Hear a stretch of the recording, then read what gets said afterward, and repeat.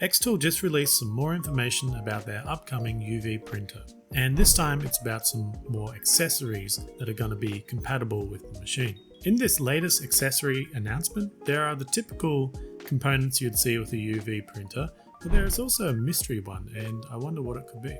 There's also been a bunch of information that's been released about the machine since the beginning of the year, so we might as well catch up and see what's actually known about this machine so far. All these announcements are being catalogued on the XTool blog, so definitely go over there and take a full read if you wish. Also, you can use the chapters that I'll put in this video in case you want to skip to sections that might interest you. Anyway, taking a look at the XTool blog post page, you can see there's quite a few posts about just specifically the upcoming UV printer, so definitely check them out. And the first one we want to look at is what's probably the most exciting to me is the accessories revealed. So if we have a read through this, it's just saying that these accessories coming out with the machine, here is what they have so far. So we have the large flatbed, which is an A3 sized bed. The specific dimensions for this bed is 330 by 420 millimeters. And then you also have your small bed, which has a size of 330 mils by 124.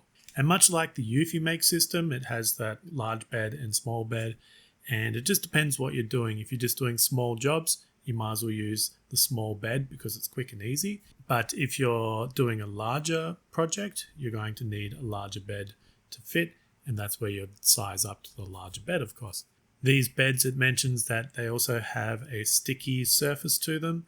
I imagine they probably use a layer that peels off and can be replaced, as you wouldn't want to have a single bed that deteriorates without being able to replace that.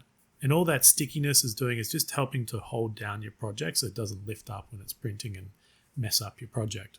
Anyway, on with more attachments. So now we have the Laminator attachment. This is for when you want to make stickers. So what happens is you'll have a special material that you'll print onto, and then you need to transfer that after it's printed into the lamination machine to put that top layer on, and then you cut your stickers out.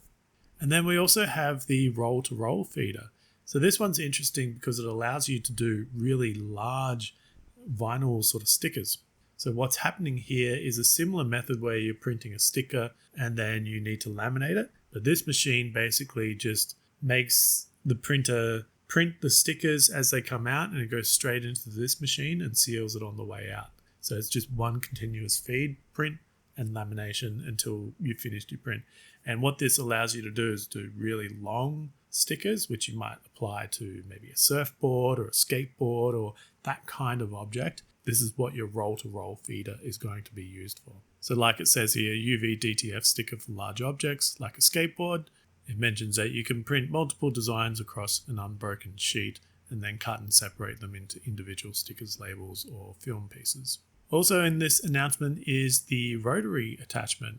We saw one again for the Eufy Make, and it was quite a new design that hadn't really been seen in industry of like laser cutters, where it would be able to fit something into the rotary and then self-align itself in case it was like a tapered tumbler. This way it would always keep the level surface where the print head was.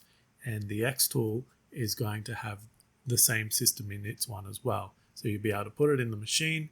It will, I'm assuming, use lasers again to self-level the tumbler and then keep that even layer. So you don't have to sit there fiddling with like bubbles and laser levels and stuff like that. It just does it all automatically, makes the job super simple. And then the blog just goes on to say what can you make with these. So you have things like wall arts and posters, and of course the stickers and customized drinkware, which you do with the rotary attachment. And the other interesting thing for this announcement is we have a mystery box. It basically is a mystery box. So we have what's been announced, the large flatbed, the small flatbed, the rotary attachment, the laminator, and the roll-to-roll. And then we have this big box in the top corner here, has a question mark, just says stay tuned. When we know what this is, I'm not sure what it is. I have no idea either. And you may want to drop comments and let me know what you think it is, because I've been thinking about it all day and I really cannot get my head around what else it could be. I'm thinking about the other machines that are already available or soon to be available, and they have pretty much the same setup. with the Laminator and the different size beds and the Rotary attachment, but they don't have an extra box. So I'm really interested to know what this is. If I was to take a guess, maybe it's like a vacuum bed. So it uses suction to hold things down. Why you'd want to do that, maybe just working with materials that tend to lift or very light, thin materials. It could be that, but I don't know. I'm really guessing what this one could be, but it'd be interesting to find out, that's for sure. Hopefully we know soon. One of the other things that has been announced since the start of the year is the size of the machine. It's a little bit bigger than something like the UV Make, but the interesting thing is it's actually taller. So the UV Make one has a height limit, I think, of 100 millimeters. Now with the XTool, they're saying that it will be up to 150 millimeters. And why is this an interesting point? Well, it really does open up some options of what you can print on, because the beauty of UV printing is that you can almost print on anything.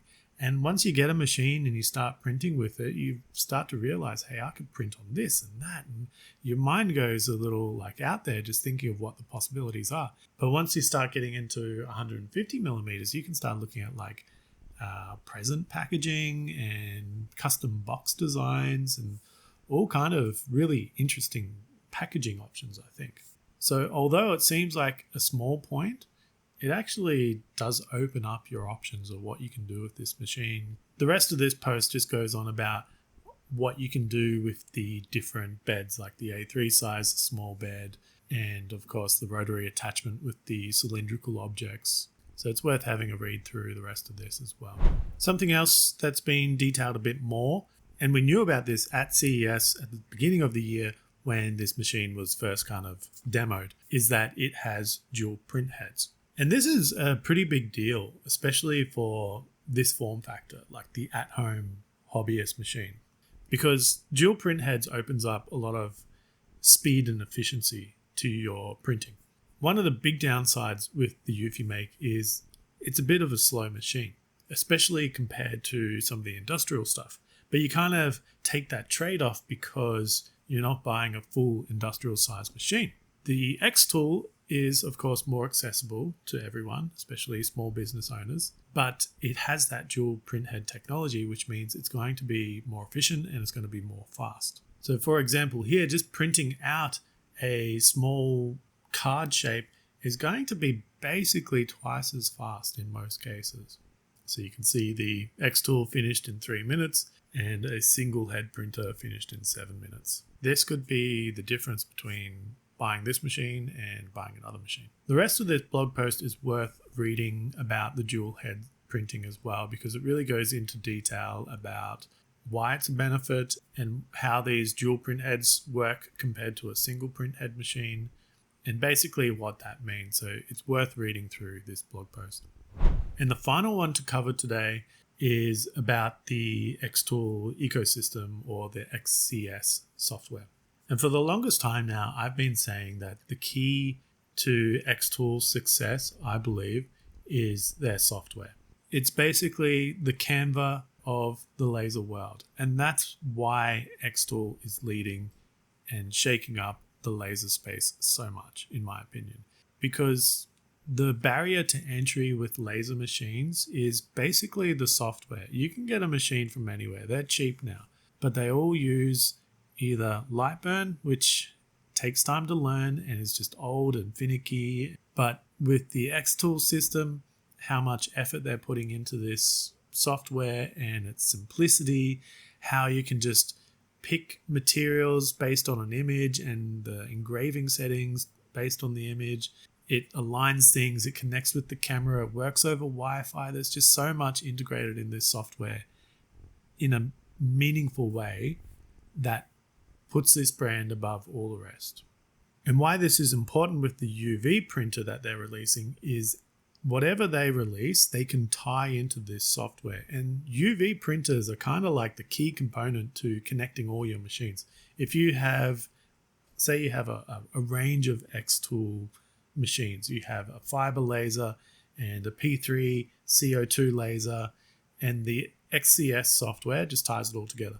And when you have a UV printer, that can be the missing machine between those machines as well. Because UV printing allows you to take your projects to a new level of creativity. And that's why this particular blog is worth reading, in my opinion, as well. It's all about that seamless transition of printing and cutting workflows. So they released this video which sort of shows you the process of this workflow. And what you're doing is you're loading in your material into the UV printer and you select your processing sequence. If we look at this part here, we can see that step 1 it's doing the UV print, and then step 2 it's going over to the P3, which is the CO2 cutter. We then bring in our design, we select it, we do our things like set the cutting, etc. And then it's saying that we're adding that second step of cutting it out afterwards. It then prints onto the surface. And once it's done, we take that out. We're ready for the next step. We put that into your other machine, which in this case is the P3.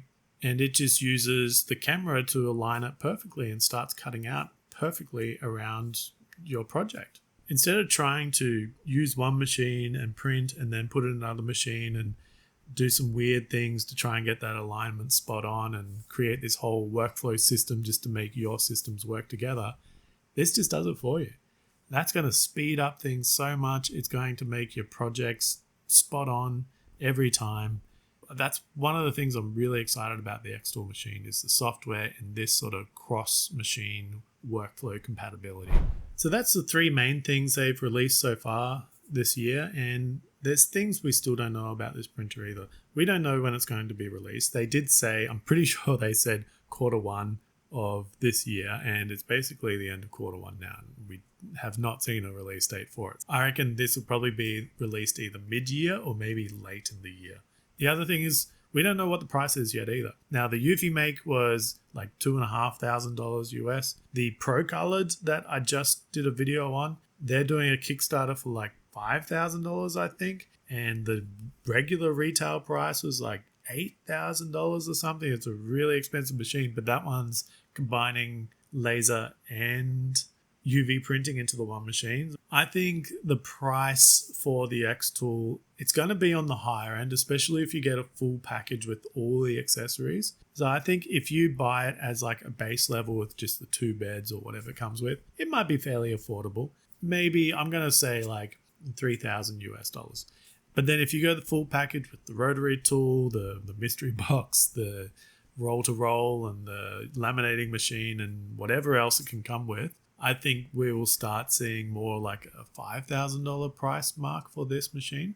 And honestly, XTool can kind of command that price with their machine because they're leading the industry with lasers and their software and like I've discussed. So I do feel they can kind of charge that premium with their brand, but it's yet to see if their UV printer, hits the mark with consumers. But so far, everything we're seeing with it is pointing to this is probably the machine you want to get if you're serious about making this kind of projects for sale as like a small business or even a medium business. This is probably the machine you want to get. I think the UV Make, although is decent, I think there's going to be some holdback on it just about how fast it is and some of the problems I've been seeing. And the one I just mentioned, the Pro Colored with its laser and UV printer combined, I really don't know how that thing's going to go. And then there's also one more, which is the longer machine, and I have no faith in that machine at all. But the XTool, in my opinion, is the one to get. But we're still waiting for those prices and actual release date and whatever that mystery box is. And so let's leave it there. If there's more news on this machine, I'll be sure to do a follow-up video, especially once they release that pricing and release date. That'll be some big news for this machine. So until then, I hope you found value in the video. Please consider subscribing to the channel, and thanks for watching.